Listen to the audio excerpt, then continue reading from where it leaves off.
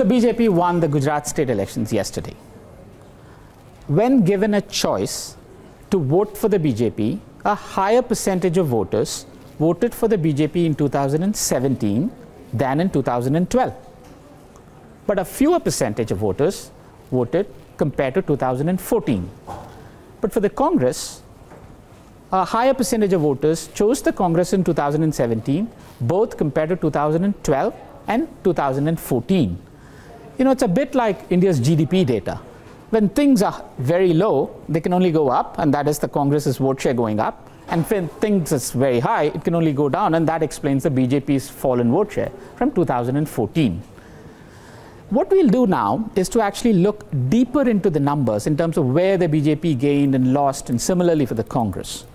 So what we've done is we've categorized each assembly constituency in Gujarat on 4 broad parameters: urban, rural, high income, low income, high percentage of youth in a constituency versus low, and a high percentage of Muslim voters in a constituency versus low.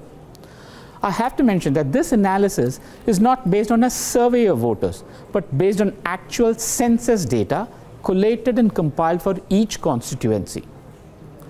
Let us first look at broad vote shares of both the parties in the Gujarat elections since the 2009 Lok Sabha elections, because that's when delimitation happened, and we will look at broad vote share trends since 2009.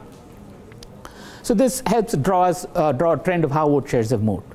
It is clear that the BJP vote share has fallen from its high of 50 or 60% in the 2014 elections to about 49% now in the 2017 elections. But it's still higher than its 2012 vote share. This, in a sense, is the saga of the BJP victory yesterday. Its 2014 vote share was so massive that it would have taken an enormous swing for it to lose Gujarat, regardless of whether it was a state or a Lok Sabha election. The BJP has always done better in the urban rich constituencies traditionally.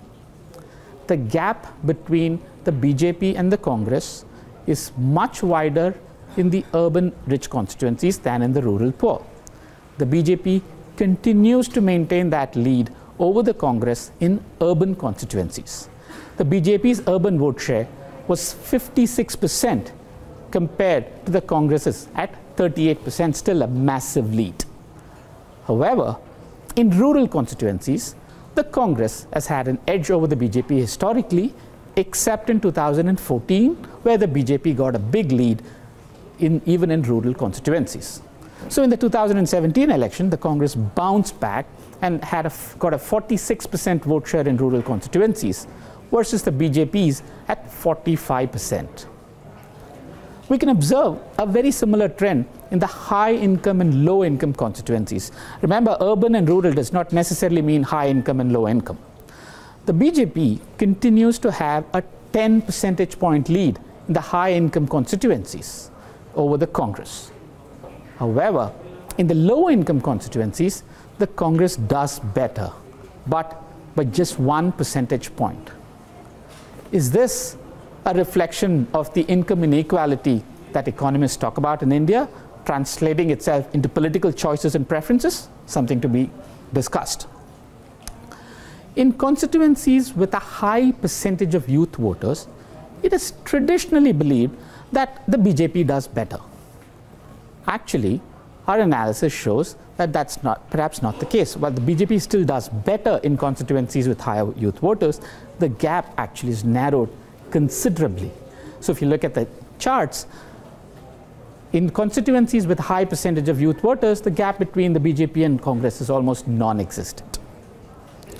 What about Muslim voters? In constituencies where a higher percentage of Muslim voters are present, the BJP still leads the Congress in constituencies with a high percentage of Muslim voters, where Muslim voters are higher than the average Muslim voters in the state. But this gap has narrowed considerably from the 2014 election. So in some sense, the BJP's performance in constituencies with higher Muslim population is in line with its overall performance across the state, which is at 49%. The BJP won 99 seats in the 2017 elections compared to 115 as of the 2012 elections, not including the by-elections. This is a loss of 16 seats. The Congress and its alliance won 80 seats in the 2017 election compared to 61, a gain of 19 seats. Of the BJP's 99 seats, 53 are urban and 46 are rural. Essentially, the BJP won 80% of all urban seats. The Congress won nearly 60% of all rural seats. This is the starkest urban-rural divide in Gujarat since the 2012 elections. So where did the BJP and Congress lose and gain seats vis-a-vis the 2012 elections? Of the original 115 seats that the BJP won in 2012, it lost 34 of them yesterday, 27 of which were rural constituencies. So essentially, of the 115 that it held, it lost 34, 27 rural constituencies.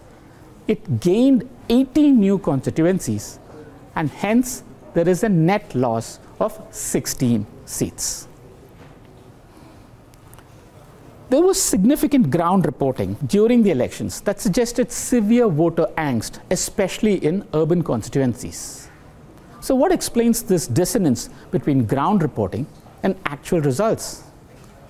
It's the margin of victory for the BJP in the 2014 elections in these urban constituencies.